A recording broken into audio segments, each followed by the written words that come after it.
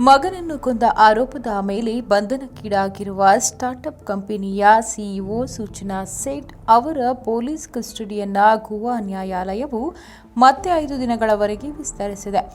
6 ದಿನಗಳ ಆರಂಭಿಕ ಬಂಧನ ಅವಧಿ ಮುಗಿದ ನಂತರ ಸೇಠ್ ಅವರನ್ನ ಇಂದು ಗೋವಾ ಮಕ್ಕಳ ನ್ಯಾಯಾಲಯಕ್ಕೆ ಹಾಜರುಪಡಿಸಲಾಯಿತು. ಕಲಾಂಗುಟ್ಟೆ ಪೊಲೀಸರು ಆಕೆಯ ಕಸ್ಟಡಿಯನ್ನ ವಿಸ್ತರಿಸುವಂತೆ ಕೋರಿದ್ದು, ತನಿಖೆ ಇನ್ನೂ ಮುಕ್ತಾಯವಾಗಬೇಕಿದೆ.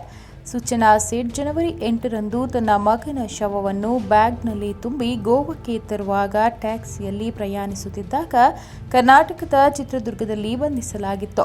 ಇನ್ನು ಈ ಪ್ರಕರಣದ ವಿಚಾರಣೆ ಇಂದು ಗೋವಾದ ಮಾಪುಸಾ ಪಟ್ಟಣದ ನ್ಯಾಯಾಲಯ ನಡೆಸಿದ್ದು, ಆರೋಪಿ ತಾಯಿ ಸೂಚನಾ ಸೇಠ್ರನ್ನ ಮತ್ತೆ 5 ದಿನಗಳ ಕಾಲ ಪೊಲೀಸ್ ಕಸ್ಟಡಿಗೆ ನೀಡಿದೆ.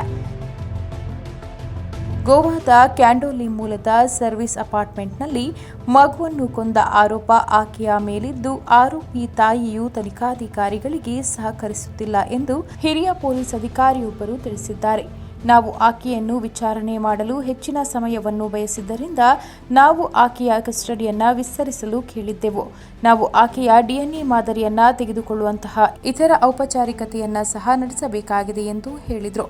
ಇನ್ನು ಸೇಠ್ ಅವರ ಪತಿ ವೆಂಕಟರಾಮನ್ ಹೇಳಿಕೆಯನ್ನು ಈಗಾಗಲೇ ಪೊಲೀಸರು ದಾಖಲಿಸಿಕೊಂಡಿದ್ದಾರೆ.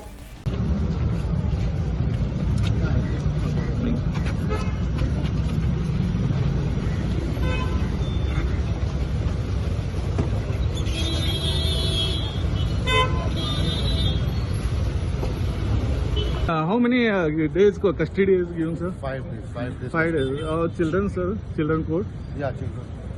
President of children. When in presence, sir? Up to Huh? next hearing? Next 19th.